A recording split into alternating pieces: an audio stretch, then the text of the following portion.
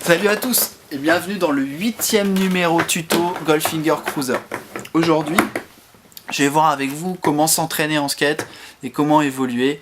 Alors rapidement, ça dépend de chacun et ça dépend surtout de son investissement du temps parce que ça demande pas mal de temps avant d'être stable, de moins tomber, de rentrer ses figures bien, parfaites, etc.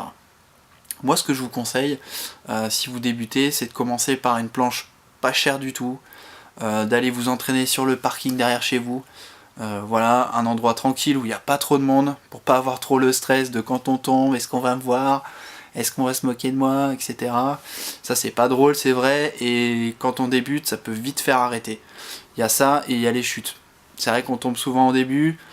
Voilà, faut commencer par les bases, il faut pas essayer de vouloir faire trop de figures d'abord, parce qu'on voit dans les vidéos, on voit Ninja Houston faire un 3-6 flip back nose blunt, on a envie de faire pareil, c'est sûr, mais au début, il faut commencer simple, le ollie, le flip, tranquille sur un parking pendant un an, et après on peut passer au skatepark, on peut passer à plein de choses, enfin voilà. Faut compter un an et demi, si on on en fait régulièrement. Je dirais 2 à 3 fois par semaine minimum pour dire de se mettre vraiment dans le jus, et au bout d'un an, ça y est, on peut passer au skatepark, on a la stabilité, on a la vitesse, on peut caler des petites figures, 5-0, grind, etc. Et ça progresse, et au fur et à mesure, hop, on va skater avec des potes. L'objectif, dès que vous savez rouler, faire des ollies, et peut-être le flip, bougez avec des potes, tout le temps. Vous motivez entre vous, vous allez sur des skateparks, des spots.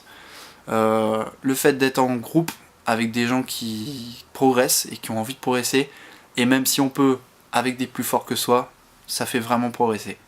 Ça décuple même parfois le fait d'être avec des gens avec un niveau plus élevé, ça décuple le niveau parce que on se dit que c'est possible, on voit les tricks réalisés, on a une espèce d'émulation, allez vas-y rentre-le, fais-le et tout, et c'est cool. N'hésitez pas à vous filmer, à regarder les vidéos de ce que vous faites, c'est hyper intéressant parce que maintenant on peut voir même au ralenti les erreurs qu'on réalise. Il y a beaucoup de sportifs qui l'utilisent dans beaucoup de domaines de sport très différents, et aujourd'hui c'est... Voilà, faut utiliser les moyens qu'on a. Moi je me souviens en 98, j'ai commencé le skate, j'avais pas YouTube, j'avais pas...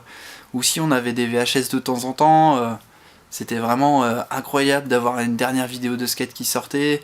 Aujourd'hui c'est banal, on l'a tout le temps, faut profiter de ça pour progresser. Mais surtout les potes, bien s'entourer, et skater régulièrement, se faire plaisir, c'est aussi l'objectif du sport, quoi. Et voilà. J'espère que ça vous a plu, que ça vous servira un petit peu. Et je vous revois dans un autre numéro. N'hésitez pas à partager la page, Facebook, tout ce que vous voulez. Tac, tac, tac. À bientôt. Ciao.